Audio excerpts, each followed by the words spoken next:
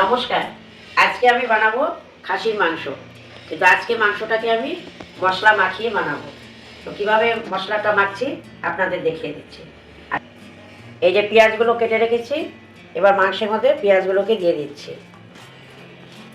এবার এখানে জিরা, ধনে আর লঙ্কার গুঁড়ো আমি এই যে এখানে দেখুন পেস্ট করে রেখেছি, এটাকেও ঢেলে দিচ্ছি।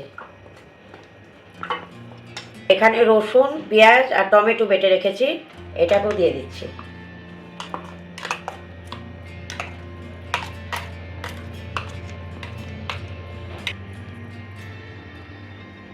হলুদটাও দিয়ে দিচ্ছি, নুন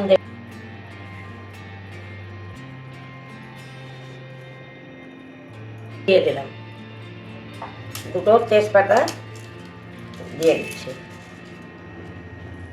এবার তেল দিয়ে দেব।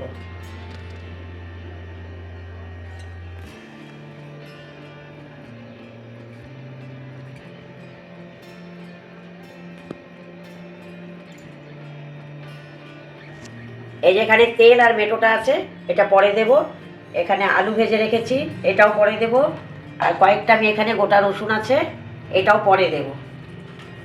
এইবার আমি মাংসটাকে ভালো করে মাখাবো।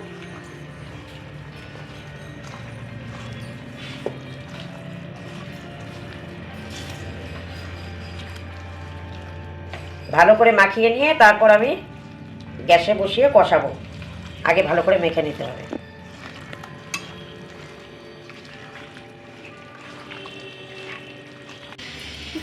মাংস মাখানো হয়ে গেছে, এবার 10 মিনিট মতো রেখে দিয়েছিলাম। এবার আমি গ্যাসটা জ্বালিয়ে উনুনে বসাবো।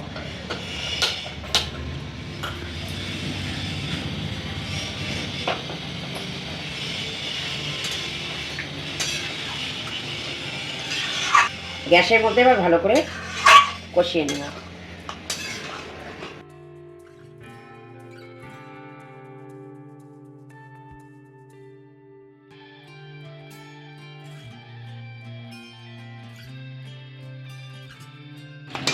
এই যে দেখুন আমার মাংস কষানো প্রায় হয়ে গেছে। এবার আমি গরম জল একটু দেব।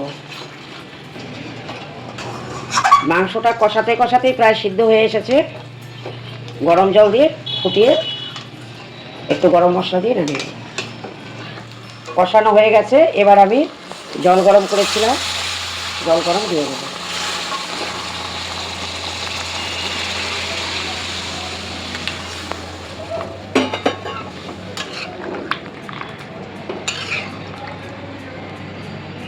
হয়ে গেছে, মাংসটা আমি কড়াইয়ে বানালাম। আর এবার আমি যে তেলটাকে ভেজে রেখেছিলাম, এবার তেলটাকেও দিয়ে দিচ্ছি। আর একটু গরম মশলা দিয়ে দেবো।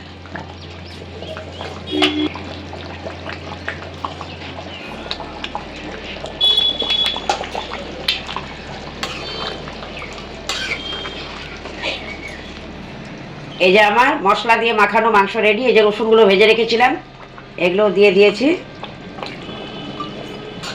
মাংস রেডি হয়ে গেছে।